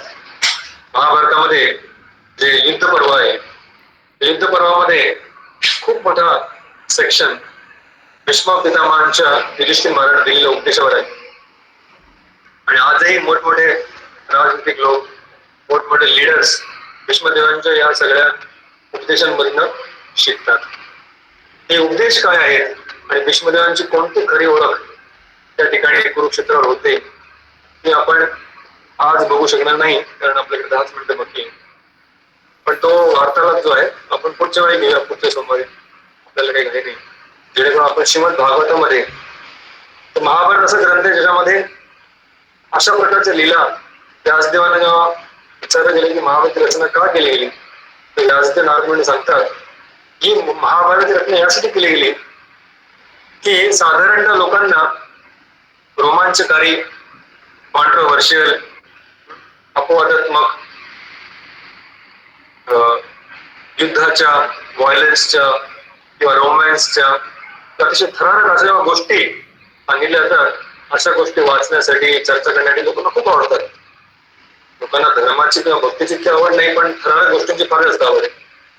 त्यामुळे महाभारतामध्ये या सगळ्या ज्या आपण आतापर्यंत चर्चा केल्या भीष्मदेवांच्या जीवनचरित्रामध्ये, या सगळ्या जीवनचरित्रामध्ये त्यांच्या लीला या महाभारतामध्ये स्पष्टीकरण केले गेले.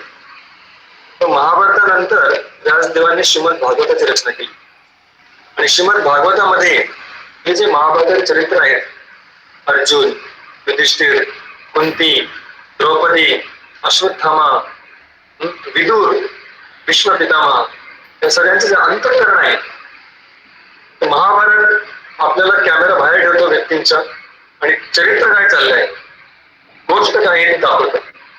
पण शुद्ध गोष्ट भागवतम सांगतात तर त्यांचा कॅमेरा सरळ या सगळ्या चरित्रांच्या हृदयामध्ये चालला होता. त्यांच्या हृदयामध्ये काय आहे, त्यांचा भाव काय होता, त्यांच्या मनामध्ये विचार काय होते, त्यांची नैतिक मूल्य काय होती, त्यांच्या जीवनामध्ये प्राधान्य काय होतं, का ते स्वतः एक भक्त असताना सुद्धा कृष्णांच्या विरुद्ध का लढले, कृष्णाने छातीवर त्यांनी बाण का सोडले, युधिष्ठिर महाराजांचे प्रेम करत असताना सुद्धा त्यांच्या विरुद्ध का लढले, या सगळ्या प्रश्नांची उत्तरं पूर्ण रूपाने, थोड्याफार प्रमाणात आपण आज बघितली, पण पूर्ण रूपाने तेव्हाच आपल्याला समजतील जेव्हा आपण भागवतामधल्या भीष्म पितामहांच्या वचनांवर चर्चा करू. इतकी चर्चा आपण पुढच्या वेळी करूया. आज थोडं मला येण्यासाठी उशीर झाला, चांगली गोष्ट आहे, नाहीतर मी आज थोडक्यात ही चर्चा झाली आज आटोपली असते, पण विस्तार रूपाने, कारण त्यांच्या खूप साऱ्या शिकवणी आहेत आणि त्या सगळ्याला आपल्याला भक्तीमध्ये काम येणार आहे. आज भीष्म पितामहांचा ही चर्चा करण्यामध्ये माझा महत्वाचा उद्देश हा होता की खूप वेळा जसं पांडव आहे त्यांना भक्त म्हणून समजणं सोपं आहे, कुंती भक्त म्हणून समजणं सोपं आहे. रामायणामध्ये हनुमानजी, भरत, दशरथ महाराज, कौशल्या जे सरळ सरळ भगवानांची सेवा करत आहेत. महाभारतामध्ये विदुर किंवा महाभारतामध्ये सगळे यदू वंशातले राजा किंवा भगवानांच्या पत्नी रुक्मिणी इत्यादी, हे सगळे भगवानांचे भक्त हे समजणं फार सोपं आहे. पण जे असे आच्छादलेले भक्त आहेत जसे भीष्म पितामह, विदुर पण त्याप्रमाणेच एक होते, कौरवांच्या बाजूने होते, पण भगवंतांचे खूप चांगले भक्त होते. तर हे जे दडलेले भक्त आहेत किंवा महाभारतात अजून चरित्र येतात जसं अक्रूरजी, ते कंसाच्या सिनेमात लढत होते, तर भगवंताचे भक्त होते. ह्या लोकांचे जे चरित्र आहे, या भक्तांचे चरित्र आहे, ते समजायला थोडा वेळ लागतो. म्हणून त्याच्यामध्ये शिक्षा अशी आहे, शिक्षा म्हणजे हिंदीमध्ये शिक्षा, शिकवण अशी आहे की फक्त आपल्या वरकरणी पेशावरून, आपल्या वरकरणी वागण्यावरून किंवा आपल्या आश्रमावरून, आपल्या बाह्य जीवनावरून कोण किती भक्त आहे हे समजणं फार अवघड आहे. जेव्हा आपण त्या व्यक्तीच्या हृदयामध्ये जाऊन बघू तेव्हा आपल्याला समजेल की नक्की हा व्यक्ती कोण आहे. डोळ्यांनी आपल्याला लोकांची कृती दिसतात, पण जेव्हा आपण त्या लोकांशी संवाद साधू, जेव्हा त्यांचे शब्द आपण ऐकू, तुम्ही म्हणालो की आतापर्यंत आपण जीवनचरित्र बघितलं, जेव्हा त्यांचे शब्द ऐकू तेव्हा त्यांचं हृदय समजेल. रामायणामध्ये कथा आहे, जेव्हा राम आणि लक्ष्मण वनवासामध्ये राहत असतात, काही दिवसांमध्येच ते बघतात की अयोध्येच्या दिशेने एक खूप मोठी सेना चित्रकूटावर आक्रमण करून येत आहे. दुरून त्यांना फक्त थोडे रथ दिसतात आणि खूप मोठी धूळ होते असं दिसतं. तर रामचंद्र लक्ष्मणाला सांगतात की लक्ष्मण जरा बघ कोणती सेना आहे आणि काय चाललंय, एखाद्या प्राण्यांचं कळप आहे की खरंच एखादी सेना आहे. तर लक्ष्मण लगेच सरनिशी एका उंच झाडावर चढतो, त्या झाडाच्या टोकावर जाऊन बघतो की ही तर आपल्याच वडिलांची सेना आहे आणि या सेनेचं नेतृत्व जो करत आहे तो भरत राजा आहे, ज्याच्या आईने त्याला राज्य देण्यासाठी हा सगळा कट रचला. तोच भरत आता इकडे येत आहे सगळी सेना घेऊन. आपल्या नागपुड्या फुगवत रागाच्या आवेशामध्ये होऊन लक्ष्मण खाली उतरतात आणि रागारागात बोलू लागतात कि प्रभु श्री रामचंद्र, आप चिंता न करें, आप माता सीता के साथ गुफा में अंदर चले जाइए. इस भरत को मैं आज दिखा देता हूँ कि लक्ष्मण की शक्ति क्या है. ये अकेला लक्ष्मण संपूर्ण अयोध्या की सेना के साथ युद्ध कर सकता है. याला आपण अयोध्येचं राज्य दिलंय पण हा तिथेही शांत राहू शकत नाही. हा जंगलाचं राज्य यायला पाहिजे आणि इथे तो तुम्हाला जीवे मारण्यासाठी इथे आलाय. तुम्ही चिंता करू नका, याचाही वध मी करून टाकेल. लक्ष्मण जेव्हा असं तावातावाने बोलत असतो तर रामचंद्र जे सर्वांच्या हृदयामध्ये आहेत ते लक्ष्मणाचं हृदय जाणतात आणि भरताचं हृदय जाणतात. त्यांना माहित होतं की हा भरत का येतोय. हा भरत मला मारण्यासाठी येत नाही, मला परत घेऊन जाण्यासाठी येत नाही. पण लक्ष्मणाला समजत नाही कारण तो फक्त कृती बघतोय आणि कृती बघून तो निष्कर्षावर पोहोचतो की आज या भरताचा मी वध करेन. तर रामचंद्रला एक वाक्य सांगतात. ते सांगतात की लक्ष्मणा, जर तुला अयोध्येचं राज्य पाहिजे असेल तर मी आजच तुला द्यायला तयार आहे. लक्ष्मण विचारतो मी यांना काय सांगतोय, हे मला काय सांगताय. मी यांना सांगतो की मी तुम्हाला वाचवेल, भरताचा वध करेल, भरताला अयोध्या देऊ देणार नाही. आणि हे बोलतायत की तुला अयोध्या देऊन टाकेल. मी कधी मागितली काय अयोध्या, मी काही बोललो काय अयोध्येबद्दल, माझ्या मनामध्ये असे विचार आहे असं का वाटलं यांना. तर फक्त एक वाक्य बोलतात. पण लक्ष्मण शांत होतं. ते विचार करायला लागतात मी यांची सेवा करण्याचा प्रयत्न करत आहे पण हे माझ्या इंटेन्शन किंवा माझा जो हेतू आहे त्याला चुकीचं समजत आहे रामचंद्र. आणि जेव्हा ते माझ्या हेतूला चुकीचं समजतात तर थोड्या वेळासाठी मी पण गडबडून गेलो. नक्की काय झालं म्हणजे माझ्या कृतीमध्ये आणि माझ्या हेतूमध्ये मतभेद होऊ शकतात. तेव्हा लक्ष्मण विचार करतो की कदाचित मला भरताचा हेतू नीट समजलेला नाही, तर थोडं थांबलं पाहिजे. मग जेव्हा भरत जवळ येतात आणि मग भरत आणि रामचंद्राचा जो संवाद होतो, दिव्य संवाद जो रामायणामध्ये लिखित आहे, तेव्हा लक्ष्मणाला समजते की भरताचा नक्की हृदयामध्ये काय आहे आणि हा किती मोठा भक्त आहे. जेवढा मोठा भक्त लक्ष्मण आहे तेवढंच गुणगान वाल्मिकी मुनी भरताचंही करतात. तो वरकडे जेव्हा आपण भक्तांना बघतो किंवा व्यक्तींना बघतो तेव्हा आपण त्यांच्यावर जजमेंट पास करू शकतो, निर्णयापर्यंत पोहोचू शकतो की हा व्यक्ती चांगला आहे की वाईट आहे. खास करून लोकांना असं वाटतं की भक्त म्हणजे कोण, तो खूप वैरागी असेल. जसं साधारण लोकांना भक्त म्हणजे जे मंदिरात राहतात ते भक्त आहेत, जे गृहस्थ आहेत ते कसले भक्त आले. तर माझा अनुभव आहे स्वतःचा की जे गृहस्थ भक्त आहेत ते ब्रह्मचर्य भक्तांपेक्षा किती पटीने प्रगत असतात. कारण ते अनुभव आहे. भले ते भीष्म पितामहांसारखे आपले सगळे कर्तव्य पालन करण्यामध्ये जडलेले आहे पण त्यांच्या हृदयामध्ये जो भाव आहे इतरांना मदत करण्याचा, त्यांना भक्तीमध्ये पुढे घेऊन जाण्याचा, त्यांना भक्तीचा प्रचार करण्याचा आणि या सगळ्या परिस्थितीमध्ये स्वतःची भक्ती व्यवस्थितरित्या पालन करण्याचं. तर वरकरणी लोकांचा फक्त पोशाख बघून कोण भव्य वस्त्र धारण करत आहे, कोण शर्ट पॅन्ट मध्ये आहे, कोण गृहस्थ आहे, कोण गरीब आहे, कोण श्रीमंत आहे, कोण किती शिकलेला आहे, कोणाला किती संस्कृत लोक आहे, हे सगळं बाहेरच्या गोष्टी आहेत. पण जेव्हा आपण अंतःकरणामध्ये झाकून बघू तेव्हा आपल्याला समजेल की नक्की भक्ती किती आहे. शेवटची गोष्ट सांगितली आपण आजचं प्रवचन संपवूया. एक राजा होता आणि तो राजा, त्याची पत्नी होती, दोघे म्हातारे झाले होते आता. पण त्याची पत्नी होती खूप मोठी भक्त होती आणि ती विचार करायची की माझा पती राजा फक्त ऐश्वर्यामध्ये गुंतला आहे आणि याला भक्तीचं काही घेणं घेणंच नाही. ती रोज प्रार्थना करायची की अरे देवा याला भक्त बनव, याला भक्त बनव, हा कधी जप करेल, हा कधी तुमचं नाव घेईल, कधी तुमची सेवा करेल. पण राजा कधीही त्याने आपला इंटरेस्ट दाखवला. पत्नी शेवटपर्यंत नाराज राहिली की हा नास्तिक काही बदलला नाही. त्यामध्ये सगळ्यांना सांगायचं की हा काही कामाचा नाही, हा काही भक्ती करत नाही. आणि मग शेवटी एक रात्री अचानक राणीला एक मोठी किंचळ ऐकू येते. किंचळी काय असते, हे कृष्णा, हे केशवा. राणी विचार करते अरे एवढ्या मोठ्या आवाजात भगवंतांना कोण पुकारतोय. राणीची डोळा उघडतो, ती बघते तर बाजूला तो राजा झोपलेला असतो. तो राजा आपल्या पूर्ण होशो आवाजमध्ये, कॉन्शियसनेस मध्ये भान ठेवून तो भगवंतांना जोरदार पुकारत असतो. कारण तो स्वप्नामध्ये भगवंतांना बघत असतो आणि भगवंतांच्या विरामध्ये भगवंताचं नाव घेत असतो. ती राणी बघते की अरे एवढ्या आतुरतेने, एवढ्या मनापासून ही हाक मारतोय, हे काही अचानक नाही होऊ शकत. हा तर छुपा रुस्तम भक्त निघला. राणी जेव्हा बघते आणि तिला समजते की हा तर भक्त आहे, मी तर उगीच याला अभक्त अभक्त अभक्त म्हणून बोलत होते. भक्त बघत होती का एक्स्टर्नली काय करतोय काय करत नाहीये, म्हणून मी याला भक्त किंवा अभक्त समजत होती. तेव्हा तिला समजते की अरे हा तर खूप मोठा भक्त आहे, आणि जे आपले हात जोडते त्याच्या समोर, तोपर्यंत राजा आपले प्राण त्यागतो. राणीला समजते की अरे तिने प्राण का त्यागले. आचार्य लिहितात की राजाला जेव्हा समजलं की माझी भक्ती उघडी झाली, आता समजायला लागलं की भक्त आहे, आता भक्ती करून काय फायदा आहे, समजलं नाही स्थिती माझी खरी भक्ती.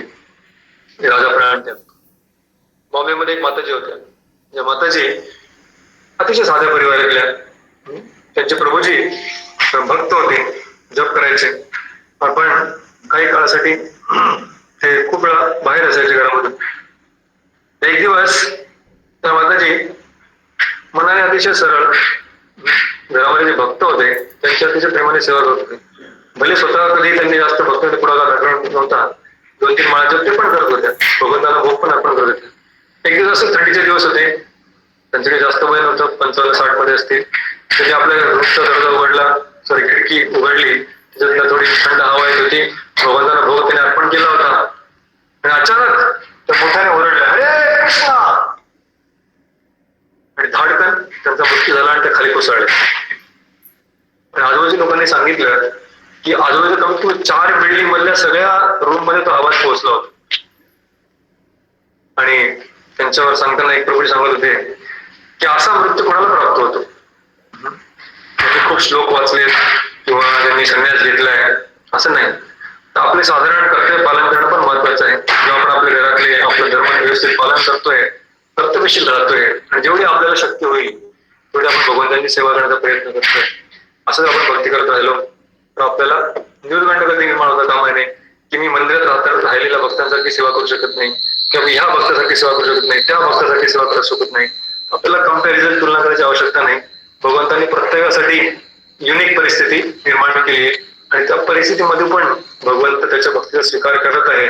आणि म्हणून भीष्मदेवांच्या जीवनाच्या अंती जरी पूर्ण आयुष्य ते असुरांकडे लढले होते, तरी मृत्यूच्या समयी अंतकालेच्या महामेव स्मरण मुक्त्वा कलेवरम, अंतकाली भगवंताच्या समोर प्रकट झाले. ते भगवंतांच्या चेहऱ्याचं दर्शन घेता घेता भीष्मदेव आपले प्राण सोडतात आणि भगवंत धामी पोचतात. त्यांचे उपदेश आपण पुढच्या वेळेस बघू. आज आपण इथेच थांबूया. खूप खूप धन्यवाद. हरे कृष्ण.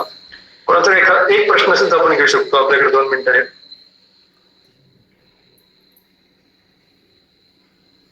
कोणाला काही प्रश्न असेल, आजचा आपण जी चर्चा केली, जर काही प्रश्न असेल, कोणाला काही बोलायचं असेल बोलू शकता. 2-5 मिनिटं आपण थांबू शकतो, नंतर आपण इथेच थांबूया.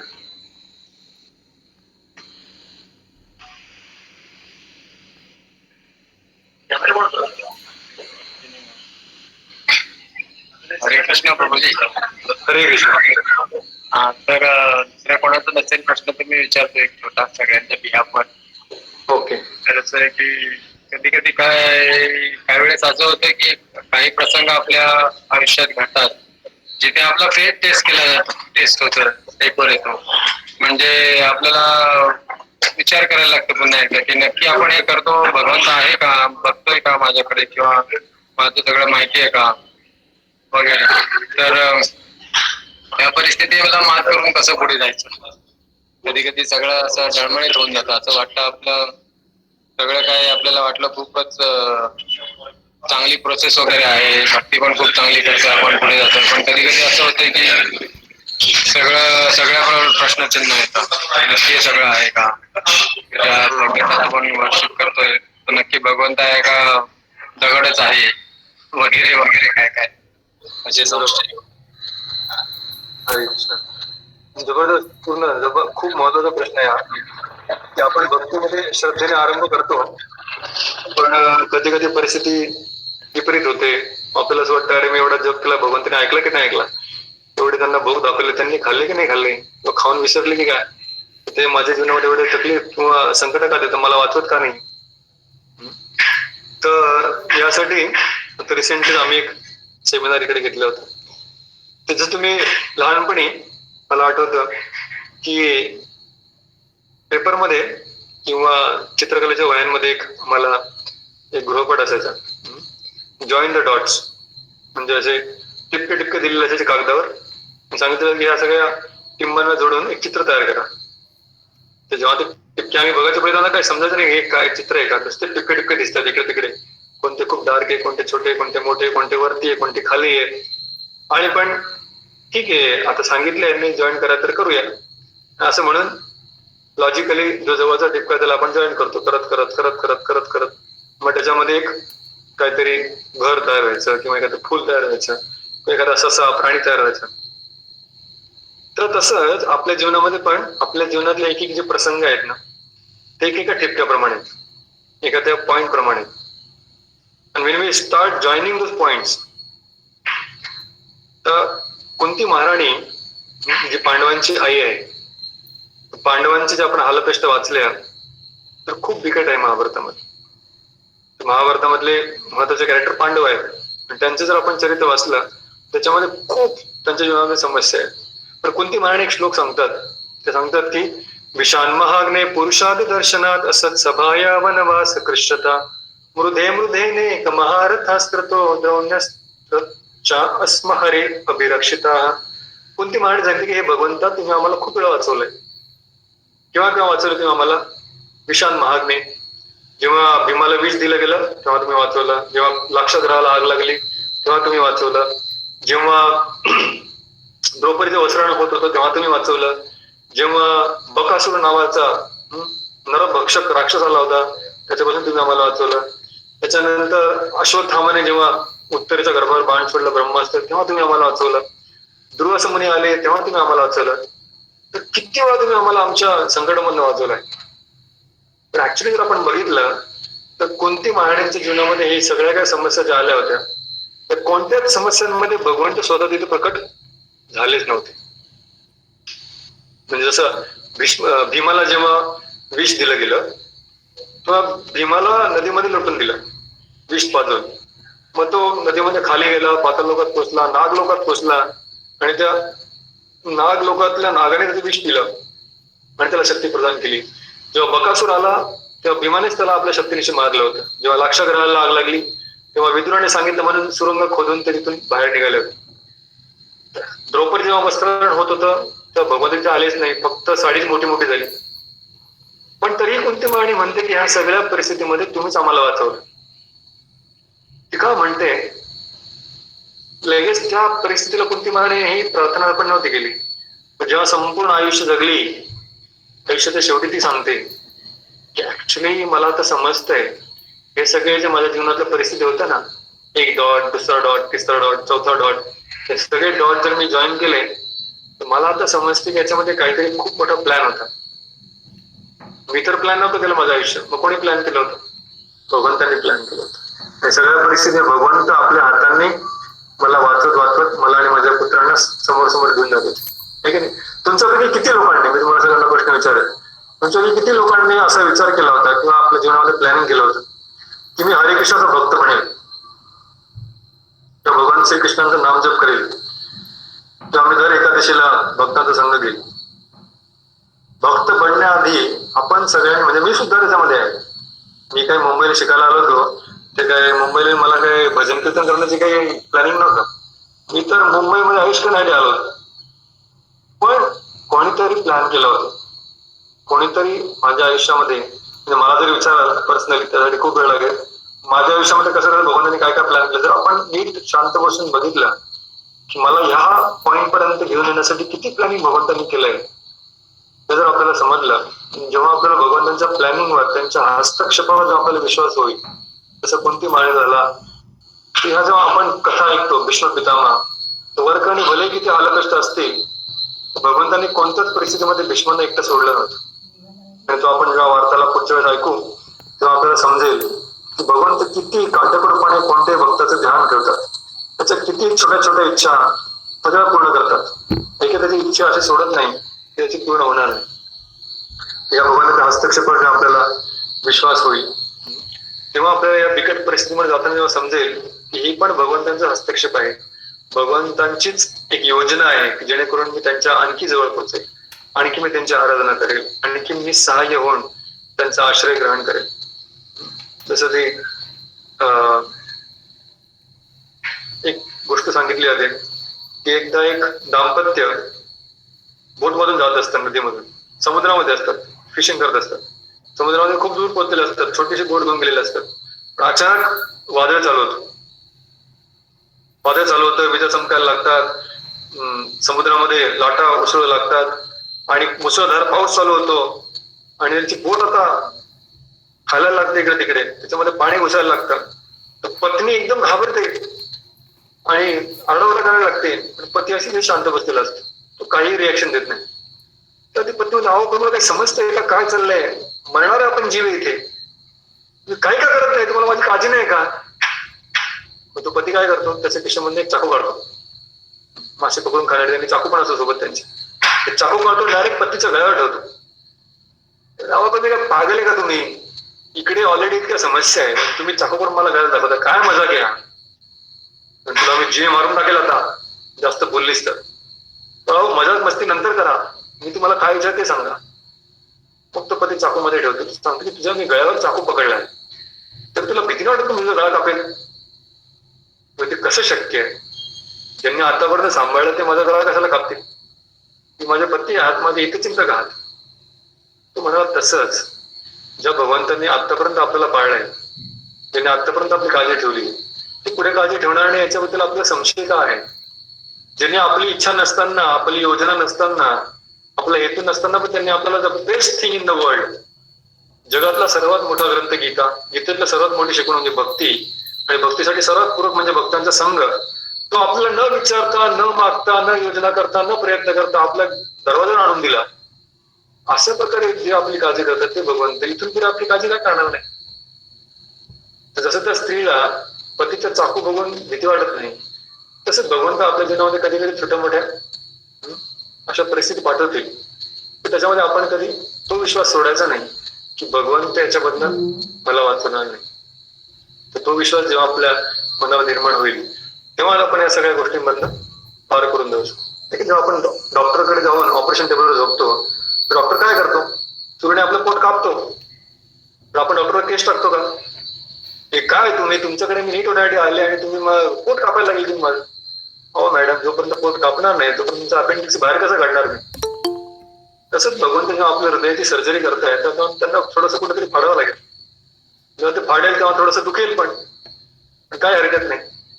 डॉक्टरकडे आपण जातो, आपलं पोट फाडून घेण्यासाठी आपण त्याला पैसे देतो खूप जास्त. त्याला का पैसे देतो आपण? जेणेकरून तो आपलं पोट फाडेल. पण पोट फाडण्यासाठी पैसे नाहीये, पैसे कशासाठी? पोटातली घाण बाहेर काढण्यासाठी पैसे. तसंच भगवंत जेव्हा जेव्हा आपल्या जीवनामध्ये काही बिकट परिस्थिती देत असतील, आपल्याला समजलं पाहिजे की छोटंसं ऑपरेशन होतंय, त्या ऑपरेशन मधनं घाण बाहेर निघेल आणि भगवंताची भक्ती हृदयामध्ये स्थापन होईल.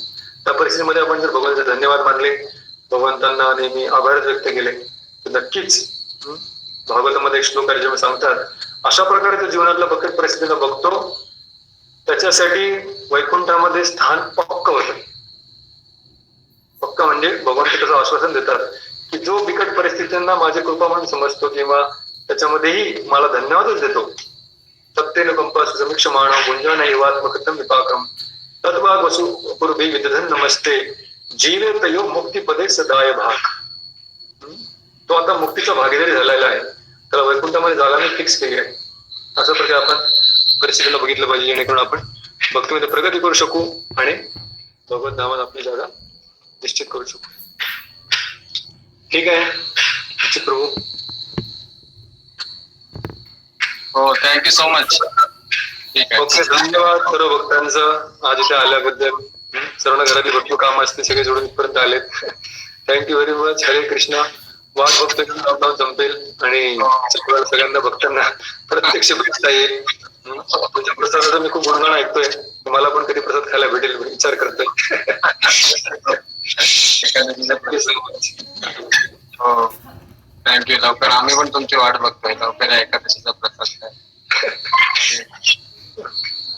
हरे कृष्णा. खूप लोक दिसतात मला इथे, माझं तिकडे. हरे कृष्णा. लक्ष्मण जी कैसे है? लक्ष्मण भाऊ बोला काहीतरी, प्रभूजी विचारतायत. करा जरा व्हिडिओ.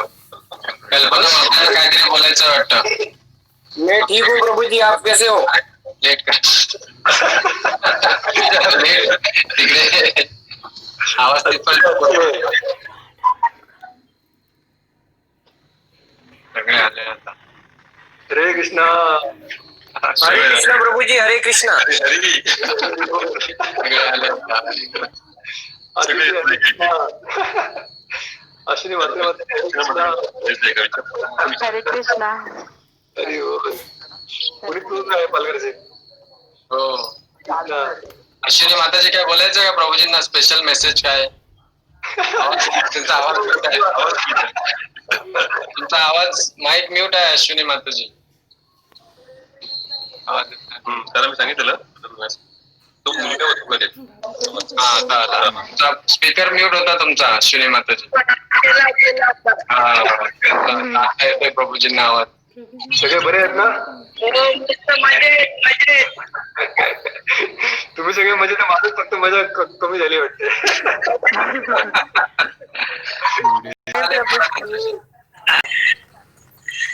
हा, बघा प्रभूजी.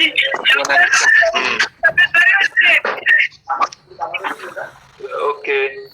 तब्येत चांगले झाले. हो हो, सगळीकडे व्यस्त आहे.